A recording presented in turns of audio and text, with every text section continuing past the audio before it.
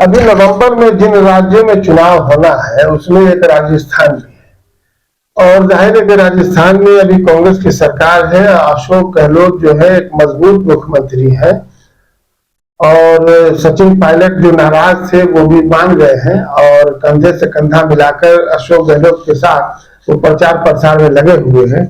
दूसरी तरफ जो पूर्व मुख्यमंत्री भाजपा की रही है वसुंधरा राजे, वो कुछ भाजपा से नाराज चल रही है। उनका कहना है कि उनके समर्थकों को टिकट नहीं मिल रहा है, इसलिए वो नाराज है। मुमकिन हो चुनाव आते आते कोई खेल भी हो सकता है। तो इस पर आपके क्या विचार है? देखिए, जहां तक राजस्थान के अगर चुनावी इतिहास को देखा जाए तो वहां हर 5 साल पे सरकार बदल जाती है।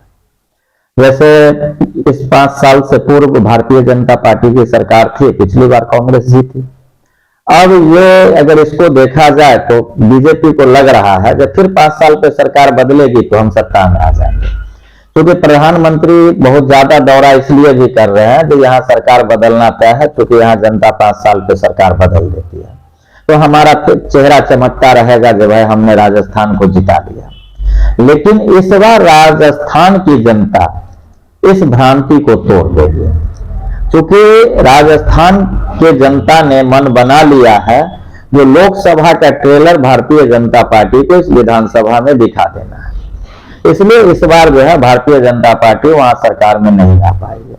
अब रह गई जहां तक सचिन पायलट की, तो सचिन पायलट को बार बार क्योंकि मीडिया के द्वारा या जहां से हो बार बार वो कहते कुछ है, दिखाया कुछ जाता है, और कुछ बीच में नाराजगी आती भी है। युवा नेता है, उनको लगता है जब भाई हम मेहनत कर रहे हैं तो हमको मुख्यमंत्री होना चाहिए। गहलोत जी कितना दिन तक जो है मुख्यमंत्री बने रहेंगे, अब इनको रिटायरमेंट लेना चाहिए और हमको आगे करना चाहिए।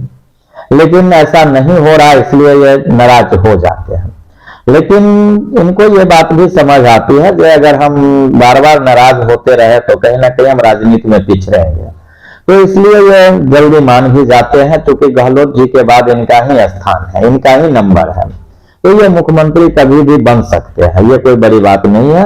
तो इसलिए अब ये पूर्ण माइंड मेकअप कर लिए हैं, जो कांग्रेस सत्ता में रहेगी तभी ये पायलट जी मुख्यमंत्री बनेंगे। इसलिए अब ये इनका आंतरिक कोई विरोध नहीं है, वैसे गोदी चैनल पे चल रहा है जो ये विरोध कर रहे हैं। हाँ, रह गई भारतीय जनता पार्टी में वसुंधरा राजे सिंधिया, इनको बार बार सिर्फ नेतृत्व के द्वारा प्रताड़ित किया जा रहा है कि आप इस बार मुख्यमंत्री नहीं बनेंगे, आपके लोगों को टिकट नहीं दिया जाएगा, इस तरह करके तो वो खासे अंदर से नाराज चल रही है। हो सकता है इसका खामियाजा भारतीय जनता पार्टी को भुगतना पड़ सकता है।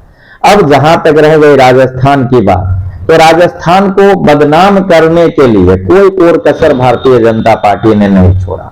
मणिपुर की घटनाओं को दबाने के लिए ये बार बार राजस्थान को उछाले, राजस्थान में भी इस तरह की घटना होती है। तो राजस्थान के लोग ये बात सोच लिए हैं, तो क्या हमारा कंपैरिजन जो मणिपुर से किया जा रहा था, बदनाम किया जा रहा था, तो ये पार्टी सिर्फ सत्ता के लिए कुछ भी कर सकती है, हमारे अस्मिता के साथ खिलवाड़ कर सकती है, हमारा यानी प्रतिष्ठा का हनन कर सकती है, तो ऐसे दल को नहीं लाना है स्टेट में। ये माइंड मेकअप किए हुए हैं।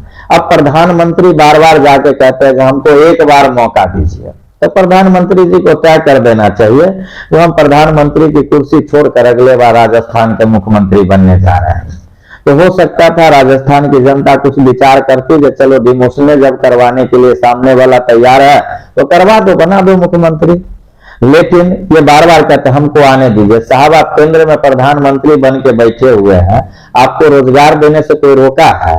आपको बेरोजगारी यानी दूर करने से किसी ने रोका है? आपको किसी ने कहा है जब महंगाई बढ़ा दीजिए?